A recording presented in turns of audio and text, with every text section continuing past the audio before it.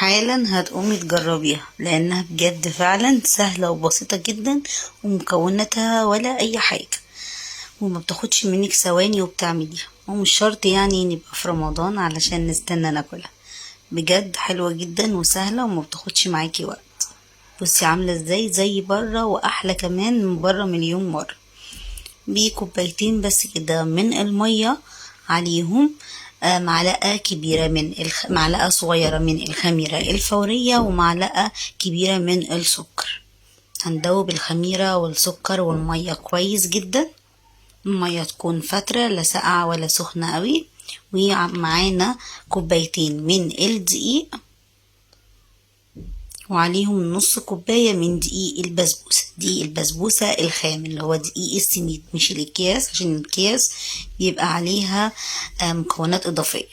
وبطرف المعلقة كده بيكربونات الصوديوم، وربع معلقة صغيرة كده من البيكنج باودر، ونص معلقة كده من السكر. تقلبيهم كويس في كوباية مية تانية إضافية، وتنزلي بيهم على الدقيق والخميرة اللي احنا مجهزناها.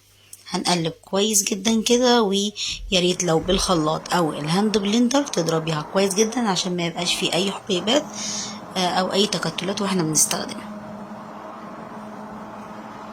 بالمنظر ده كده تقدري بقى اصلا من البداية تعملي كل حاجة في الخلاط. بصي قوامها بقى عامل ازاي، ده القوام المطلوب.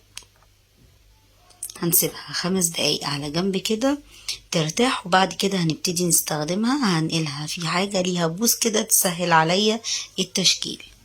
هنسخن الطاسة تكون غير لاصقة. لو الطاسة عندك ألمونيا ادهنيها كده، وأول واحدة هتبوظ معاكي بعد كده هتشتغل معاكي كويس. أو استخدمي من البداية طاسة تيفال لو انت عندك. هتنزلي بقى بيها، هتلاقيها ابتدت مفيش ثواني تلاقيها استوت معاكي وبتبتدي تطلعيها. بصي بقى مش قادرة اوصفلك النتيجة روعة. لو عندك بقى حاجة كبيرة تقدري تعملي 4 5 كده جنب بعض، هتسهل عليكي اكتر من ان انت تعملي واحدة واحدة.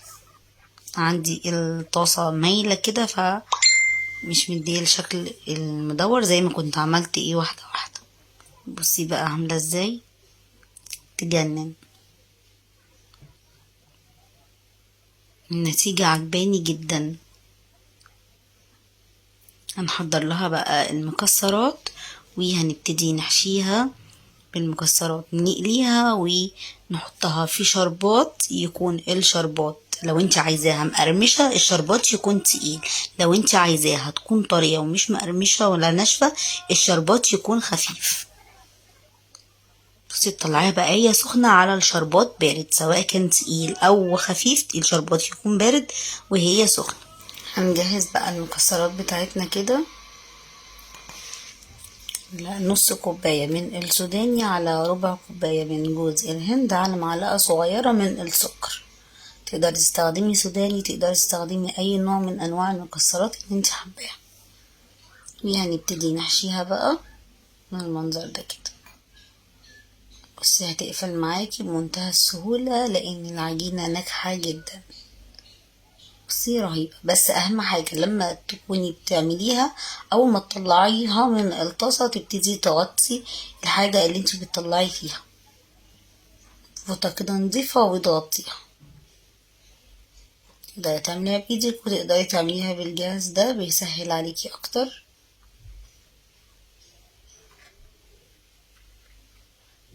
زي ما انت حابة. عملت الكمية كلها، هنبتدي بقى نقليها في الزيت، زيت سخن، وهنبتدي ننزل بيها بقى نقليها ونطلعها من الزيت مباشرة على الشربات. زي ما قلتلك الشربات يكون تقيل لو عايزاها مقرمشة، وخفيف لو عايزاها تكون طرية.